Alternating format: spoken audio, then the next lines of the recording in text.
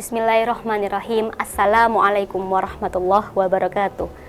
Alhamdulillahilladzi arsala rasulahu bil huda wa dinil haq liyudhhirahu 'ala dini kulli wa kafa billahi syahida. Asyhadu an la ilaha illallah wahdahu la syarikalah wa asyhadu anna Muhammadan 'abduhu wa rasuluh. Allahumma ahillahu 'alaina bil amni wal iman wassalamati wal islam wat taufiq lima tuhibbu wa tardo Rabbuna wa rabbukallah.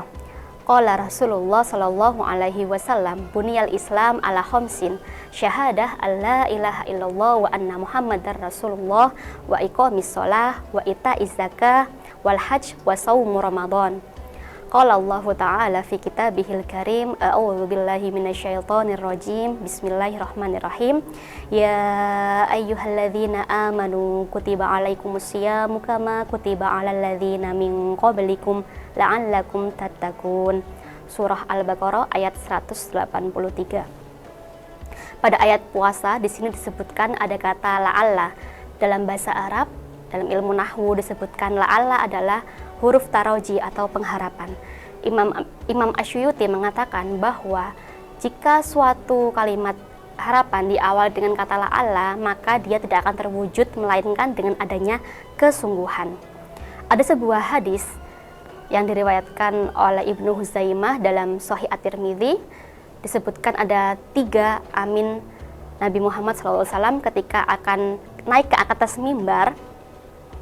Beliau naik ke tangga yang pertama, kedua, dan ketiga, kemudian mengatakan amin. Sahabat kemudian bertanya, ya Rasulullah, kami tadi mendengarkanmu berkata amin, amin, dan amin. Lalu Rasul pun bercerita bahwa ketika beliau naik tangga yang pertama, Jibril datang kepada Nabi kemudian mengatakan, celakalah seorang hamba yang mendapati bulan Ramadan tapi dosa-dosanya tidak diampuni. Maka Rasulullah pun menjawab dengan amin. Kemudian Jibril berkata lagi, celakalah bagi seseorang apabila salah satu atau kedua dari orang tuanya yang masih hidup, namun keberadaan orang tuanya ini tidak membawa anak ini ke dalam surga. Rasul pun berkata amin. Kemudian Jibril berkata lagi, celakalah bagi seorang yang ketika disebutkan namamu, lalu dia tidak bersolawat. Maka Rasulullah pun mengatakan amin.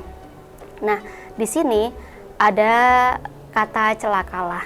Celakalah di sini maknanya bisa ada 2, yaitu yang pertama adalah kelalaian seorang hamba untuk memanfaatkan peluang atas suatu kebaikan yang berlimpah pahalanya. Yang kedua adalah etika atau adab buruk seorang muslim terhadap seseorang atau sosok yang dimuliakan oleh Allah Subhanahu wa Ta'ala. Maka tadi ada kata celakalah. Kemudian objeknya di sini ada 3, yaitu yang pertama tentang kemuliaan bulan Ramadan, yang kedua tentang kemuliaan orang tua, dan juga kemuliaan Rasulullah Shallallahu Alaihi Wasallam. Tapi di sini yang difokuskan, yang akan kami highlight adalah tentang yang pertama, yaitu kemuliaan di bulan Ramadan. Kita tahu bahwasannya Ramadan itu adalah bulan penuh berkah, bulan penuh ampunan, bulan yang merupakan panen pahala, bulan yang kemudian dilipatkan pahalanya di situ. Nah, maka kita harus memanfaatkan bulan Ramadan ini dengan sebaik mungkin. Ada sebuah hadis lagi riwayat Abu Hurairah radhiyallahu anha yang berkata, Rasulullah SAW bersabda, setiap amal anak Adam akan dilipat gandakan pahalanya. Satu bentuk kebaikan akan diberi pahala 10 hingga 700 kali. Allah Azza wa Jalla berfirman, kecuali puasa, karena puasa itu adalah bagiku dan aku yang akan memberinya pahala. Karena ia telah meninggalkan nafsu syahwat dan nafsu makannya karena aku. Dan orang yang berpuasa itu akan mendapatkan 2 kebahagiaan. Yang pertama yaitu kebahagiaan ketika berbuka puasa, dan yang kedua adalah kebahagiaan ketika bertemu dengan Robnya. Dan sesungguhnya bau mulut dari orang yang berpuasa itu lebih wangi di sisi Allah dibandingkan dengan bau minyak kasturi. Hadis riwayat Muslim.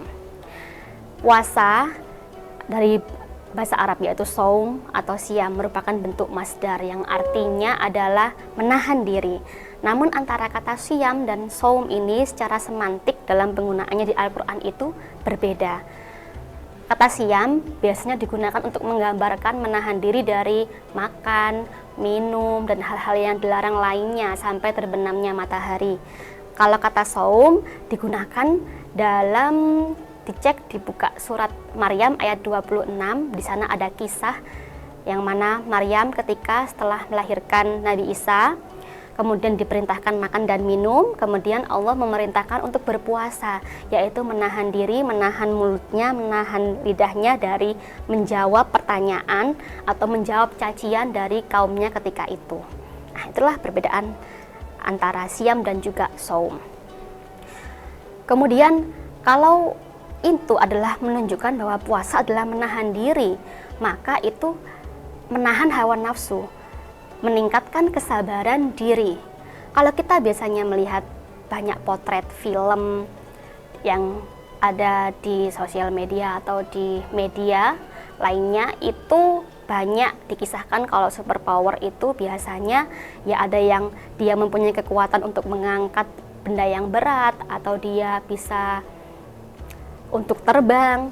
Bahkan sekarang yang juga yang lagi viral adalah film yang bisa mengendalikan, tokoh yang bisa mengendalikan api, udara, air, dan lain sebagainya. Namun belum pernah ada superpower yang mana mengklaim kekuatan powernya adalah menahan diri atau menahan hawa nafsu atau kesabaran.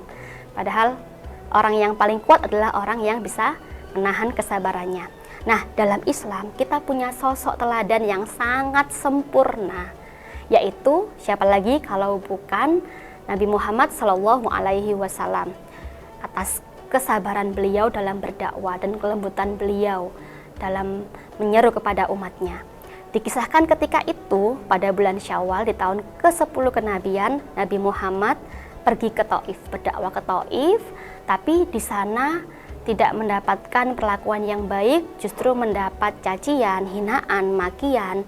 Tidak hanya berhenti di serangan verbal, namun juga serangan fisik, bahkan sampai dilempari batu hingga terluka dan juga berdarah. Hingga Rasul ini kemudian bersembunyi di kebun anggur.